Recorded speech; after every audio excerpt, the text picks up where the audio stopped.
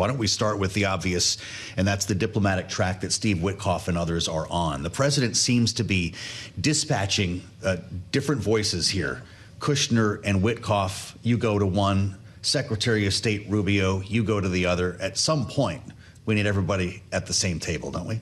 We do, but this is how modern peace negotiations work. So despite some of the strangeness that surrounds this, despite that it's a very tight personalistic network that the president is using to negotiate, which is different than standard diplomatic practice, at least in the United States, everything you're seeing playing out is actually not that uncommon in some senses. So if you look at the actual statistics of how peace negotiations and wars end, sadly, in the modern world, wars either peter out or you come to an uneasy ceasefire that fails. So only 31% of conflicts end in some type of negotiated settlement.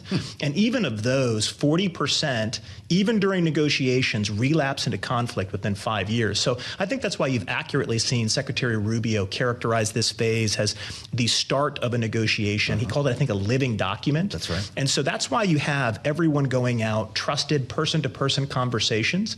And we're trying to work out, we've gone from 28, the U.S. initial kind of Witkoff deal, I guess we can call it, down to 24, the European. Now we're down to a 19-point proposal. And so what you're seeing is each side engage in a bargaining activity that allows them to look at where the most intractable issues are, what's mutually acceptable, although painful to both sides. So I'm still mildly optimistic, but I think the best case is that this all results in a ceasefire, and I'd rate that as less than even chances. Fascinating. I've never heard those stats before. That's fascinating for the backdrop to these talks. There's a lot that Ukraine has to potentially lose here. What would Russia be giving up in the plans that you've heard about? Well, I'm curious about that too, and apparently only Special Envoy Witkoff knows that, and it doesn't look like a lot. So we've actually been studying this pretty in depth at the Futures Lab for a year. So about a year ago, I traveled to Ukraine about every 6 months to try to do my best to help out with that side of the conflict, not the Russian side. And what I noticed in that process is I had a sense the war is coming to a critical point, and you're going to have to end at some point. No war can last forever. This has been brutal for Ukrainian society. These are people fighting for their freedom against all odds. And so we started to write over the last year of what would the negotiations look like. In fact, we actually surveyed experts. We scraped prominent news sources. And then we actually trained using an API into ChatGPT 4.0. We actually ran 1,000 different simulations of different peace negotiations to use kind of modern technology to analyze the distribution. And so your viewers can check that out at Strategic Headwinds, but that's a lot of our research on this is shown. That's all public. That's all public. That's we built this because we want Ukrainian negotiators, European negotiators, American negotiators, first and foremost, to have access to objective, nonpartisan data they can use to help find a negotiation. What do you find in that?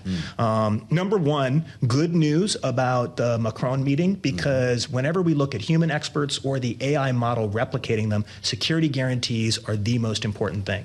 So the 28-point plan was dead on arrival because it didn't really have anything for credible security guarantees.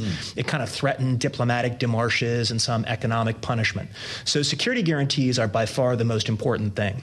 Where we saw humans and AI diverge is what comes next. And so humans seem to think there's really a room for freeing up these Russian frozen assets, giving it back to Moscow, reducing sanctions, so kind of using economics to induce Moscow in.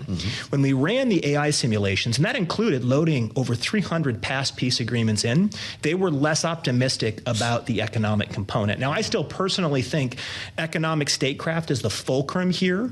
That's the only way you can get Russia to agree. And I think the good news, if there is any, out of the Witkoff trips, is that he seems to have the right people in Russia talking about some type of investment scheme. The bad news is that doesn't seem to direct the money to rebuild Ukraine that Russia has spent years now destroying.